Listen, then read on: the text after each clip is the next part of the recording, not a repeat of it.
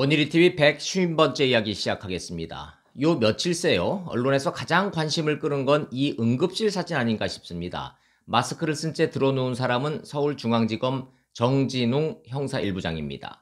증상이 전신 근육통과 혈압 급상승이었다죠. 언론이 찍은 사진이 아니고 서울중앙지검 검언유착 수사팀이 찍어서 언론에 뿌린 사진입니다. 용인 법무연수원 한동훈 검사장 집무실에서 핸드폰 압수수색하다가 몸싸움을 벌이고 나와서 몇 시간 뒤에 강남 성모병원 응급실에 입원한 상태였습니다. 해외 도박으로 도피했던 신정환 응급실 사진이랑 나란히 SNS를 장식했더군요. 댕기열 검사, 플라잉 어택 검사 별명이 많이 붙었습니다. 하는 짓이 동네 양아치 같네, 검사가 나이롱 환자 신용을 내네, 댕기열 쾌유를 빈다 등등 온갖 조롱과 비난도 난무했습니다. 이 사진을 뿌린 건 서울중앙지검이 자초한 패착이자 자충수였던 것 같습니다.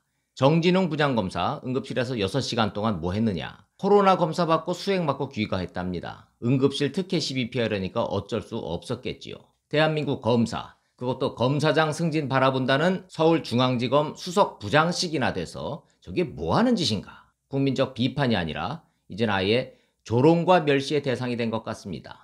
정작 폭행당했다고 주장했던 한동훈 검사장은 병원 안 갔습니다. 몸싸움 직후에 그 자리에서 고소장 써서 서울 고검에 접수했습니다. 사건이 벌어진 집무실에는 CCTV가 없는데 정진웅 부장검사가 데려간 수사팀 6명 중 1명이 동영상을 촬영했습니다. 서울중앙지검 첫날 입장문은 한동훈 검사장이 압수수색을 물리적으로 방해했다 이랬습니다. 그런데 현장을 찍은 그 동영상하고 목격자들의 진술을 종합한 결과 한동훈 검사장의 공무집행 방해 혐의는 없었다, 이런 결론을 내렸습니다. 정진웅 부장검사가 소파를 넘어와서 몸을 날려서 한동훈 검사장을 덮치고 어깨와 얼굴을 손으로 누르고 핸드폰을 낚아채는 그 과정에 가담한 사람이 6명 중에 1명도 없었던 거예요. 나도 한동훈 검사장의 행동이 이상했다, 증거인멸로 의심받을 만한 행동이었다, 그래서 나도 정 부장검사의 제지에 동참했다, 이런 진술을 하고 나선 사람이 1명도 없었던 겁니다. 물리적 충돌은 정진웅 부장검사 혼자 했다, 이게 결론입니다. 그럼 정진웅 부장검사는 왜 그런 무리수를 뒀을까? 수사팀이 영장을 발부받은 압수수색 대상은 한동훈 검사장의 핸드폰 단말기가 아니고 핸드폰 속에 있는 유심카드였습니다. 한동훈 검사장 핸드폰은 이미 한 차례 압수수색을 당했었죠. 그때는 유심카드를 못 봤다는 이유로 2차 영장을 발부받은 거예요. 그건 뭘 의미할까요? 1차 압수수색 때 했던 핸드폰 단말기에서 별 단서가 안 나왔다는 걸 의미합니다. 유심카드는 손톱만한 가입자 식별 모듈이라고 합니다.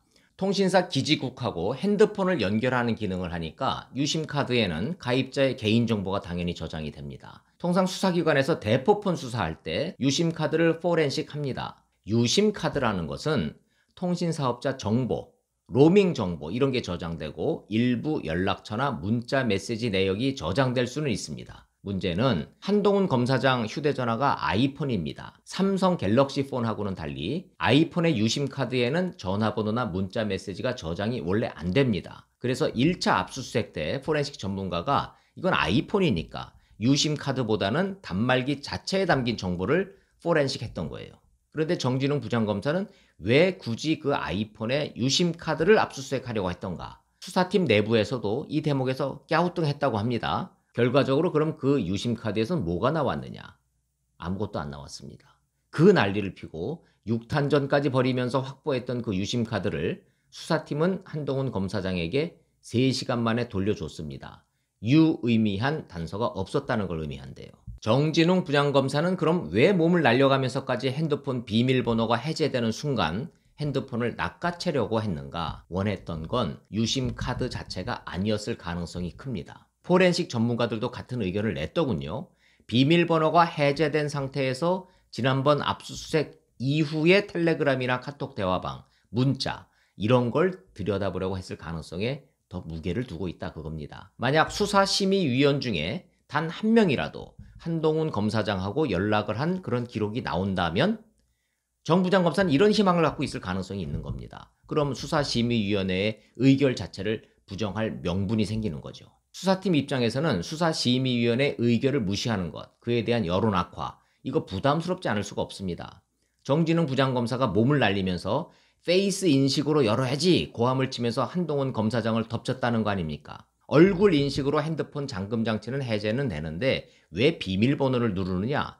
데이터 삭제하는 거 아니냐? 이런 주장이었다는 겁니다. 뭔가 절실하게 찾고 있었다는 반증이고 그만큼 조급하고 절실했다는 반증입니다. 말은 압수수색 대상이 유심카드라고 주장을 했지만 실은 한동훈 검사장을 한 방에 날릴 뭔가를 찾고 있었다. 이런 추정이 충분히 가능한 거예요.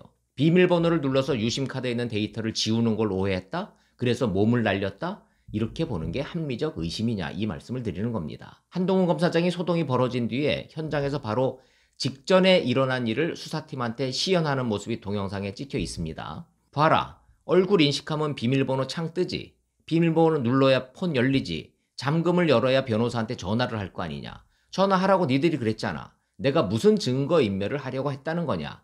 한동훈 검사장이 이렇게 항의를 하니까 수사팀이 수긍하고 사과하는 발언까지 그 한 장면, 그 과정이 고스란히 동영상에 남아있다 그 얘기입니다. 아무튼 한동훈 검사장에 대한 정진웅 부장검사의 이른바 플라잉 어택, 정진웅 부장검사 쫓기고 있었을 거고 초조했을 거고 엄청난 심리적 압박에 시달렸을 겁니다. 이성윤 서울중앙지검장으로부터 이대로 수사가 좌초되게 가만히 있을 거냐, 뭐라도 해야 될 거 아니냐 이런 압박이 분명히 있었을 겁니다. 지푸라기라도 잡는 심정으로 한강 모래밭에서 바늘 하나 찾는 심정으로 압수수색에 나섰을 가능성은 있는 겁니다. 이런 돌출 행동도 심리적 압박에서 나왔을 가능성이 크다. 이런 추정이 가능합니다. 근데 결과는 물론 꽝이죠. 많은 검사들은 정진웅 부장검사가 한동훈 잡는데 너무 집착한 나머지 순간적으로 정신줄을 놓친 것 같다. 이렇게 말을 합니다. 전후 상황을 정리를 해보면 더욱 선명해집니다. 수사심의위원회 의결이 한동훈 수사 중단 불기소였죠. 검언 유착 수사는 좌초 위기입니다. 거기다 KBS 오보에 서울중앙지검 핵심 간부 개입 의혹이 제기가 됐습니다. 본질이 새로운 검언 유착, 권언 유착으로 변했어요. 그 핵심 간부가 정진웅 부장검사 바로 위의 상관입니다. 엎친 데 덮친다고 서울중앙지검은 박원순 피소 정보 유출 의심까지 받고 있습니다. 무엇보다 한동훈 검사장과 이동재 기자의 대화 녹취록 전문이 공개가 되면서 여론이 악화됐습니다. 뭔가 수를 내던가 아니면 수사를 중단해야 될 상황까지 몰린 겁니다. 한동훈 검사장은 역공에 나섰습니다. KBS 유출 의혹 먼저 밝혀라. 그전엔 검찰 조사에 응할 수 없다. 검찰 출석 일정 조정 요청서를 변호인을 통해서 서울중앙지검에 제출을 했습니다. 지내놓고 보니까요. 결과적으로 현재 윤석열 총장과 한동훈 검사장을 살린 건 채널A 백모 후배 기자의 녹음이었다는 생각이 듭니다. 만약에 이 녹음이 없었다면 윤석열 총장과 한동훈 검사장 검언 유착 프레임에서 빠져나오지 못했을 겁니다. 백 기자의 핸드폰에서는 취재 녹음 파일이 수백 개가 쏟아져 나왔습니다. 꼭 한동훈 검사장과의 대화만 녹음했던 게 아니었단 얘기예요. 살아있는 권력을 향한 수사를 했던 윤석열 총장과 한동훈 검사장, 그들을 잡기 위한 소위 검언 유착 프레임 수사, 결국 검사들의 난투극, 폭로전, 고소전, 거기다 시정잡배들이나 하는 응급실 사진 공개까지 막장 드라마로 치닫는 형국입니다. 검사 출신으로 민주당 의원 잘하다가 친문 세력한테 찍혀서 공천도 못 받은 금태섭 전 의원은 이렇게 한탄을 합니다. 적폐청산을 한동훈에게 맡겼고 그 한동훈을 쳐내는 일을 이성윤에게 맡겼다. 이성윤은 제2의 한동훈일 뿐이다. 이성윤이 말을 안 들으면 다시 제2의 이성윤에게 맡길 거다. 검찰의 힘을 분산하고 타협과 토론으로 사회적 갈등을 해소할 절호의 기회를 이 꼴로 만들어버린 현실이 안타깝다. 결국 현 권력한테 검찰이라는 존재는 전 정권을 잡는 데 이용한 사냥개였을 뿐입니다. 그런데 윤석열, 한동훈이 현 권력까지 물려고 드니까 검찰 안에서 이성윤이라는 새로운 사냥개를 뽑아서 옛날 사냥개 윤석열, 한동훈을 잡으려는 거다. 금태섭 전 의원은 검찰에서 벌어지고 있는 현 상황을 이렇게 비유하는 것 같습니다. 결국 검찰 개혁은 미명에 불과한 거고 검찰을 장악해서 사냥개로만 쓰려는 권력의 추악성이 그대로 드러났다. 이게 본질이다. 그 말을 하고 있는 겁니다. 한동훈 검사장은요, 수사심의위원회 결과가 수사 중단 불기소로 나왔음에도 불구하고 자신의 운명을 낙관하지 않았습니다. 억울하게 감옥 갈 각오를 하고 있다고 했습니다. 검찰에 대한 권력의 인식이 사냥개 이상도 이하도 아닌 이상 한동훈 잡기 수사는 끝난 게 아니다. 어떻게든 영장을 칠 것이다. 본인이 본인의 운명을 그렇게 예측하고 있는 거예요. 그런데요, 한동훈 검사장 1차 목표는 달성했다고 봅니다. 수사심의위원회 수사중단 불기소 의결 받아냈습니다. 역사의 기록에 선명히 남긴 거예요. 대한민국 사법 시스템 중 최소한 한 곳은 정의와 상식에 입각해서 판단을 내린 겁니다. 2차 목표는 여론에 의한 심판이 될 겁니다. 감옥에 갈 땐 가더라도 소기의 목적은 달성해야죠. 버틸 때까지 버텨야 됩니다. 결국 살아있는 권력과 새로운 사냥개를 자처한 서울중앙지검, 그리고 권력과 유착한 MBC, KBS, 소위 권, 검, 언 유착에 대한 여론의 향배와 운명을 같이 할 겁니다. 구속되느냐 감옥에 가느냐가 끝이 아니란 얘기예요.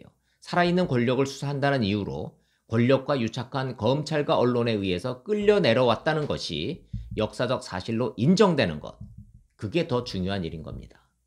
이 상황을 지켜보는 윤석열 총장은 침묵하고 있습니다. 지금은 침묵이 금입니다. 100마디 말보다 더 많은 메시지를 담고 있을 거예요. 사실 뭐 할 말이 또 뭐 있습니까? 말을 한들 들어줄 사람이 있습니까? 말을 한들 바꿀 수 있는 게 있겠습니까? 오히려 공격의 빌미만 제공할 뿐이겠지요. 자꾸 벌어지는 검찰 개혁 아니라는 것이 개혁이라고 믿는 사람은 묻지마 지지층일 뿐일 거예요. 전체 국민의 몇 %나 될까요? 내 편 갈라치고 국가 시스템 자체를 무너뜨리는 정책, 국민이 모를 리가 없습니다. 추미애 법무총장이라는 말이 왜 나왔고 뭘 의미하는지, 정진웅 부장검사가 왜 몸을 날리는지 국민이 모두 판단해 줄 겁니다. 결국 민주주의 국가에서 모든 일을 바로잡는 것은 민심밖에 없는 겁니다. 나라 꼴이 이게 뭐냐 쳐다보는 것 자체가 고통이기는 한데, 그래도 우리는 민심을 믿고 참고 견디며 앞으로 나아가야 한다고 봅니다. 원일이TV 마치겠습니다. 고맙습니다.